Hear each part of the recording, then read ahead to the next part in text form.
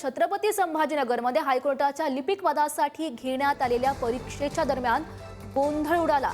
Skill टेस्टच्या दरम्यान परीक्षा घेण्यासाठी आवश्यक कॉम्प्युटर उपलब्ध नसल्याचा आरोप विद्यार्थ्यांनी केलाय। त्यामुळे संतप्त विद्यार्थी आक्रमक झाले। मोठ्या संख्येने विद्यार्थी परीक्षा केंद्रावर जमलेले आहेत। परीक्षेच्या नियोजनावरून विद्यार्थ्यांकडून नाराजी व्यक्त केली जाते।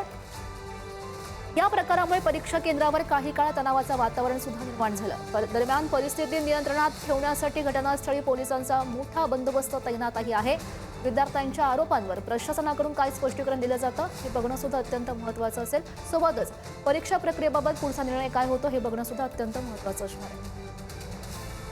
याविषयी अधिकची माहिती जाणून घेऊयात। आमचे प्रतिनिधी सुमित पवार आपल्यासोबत आहेत। सुमित, नेमकं काय घडलेलं होतं?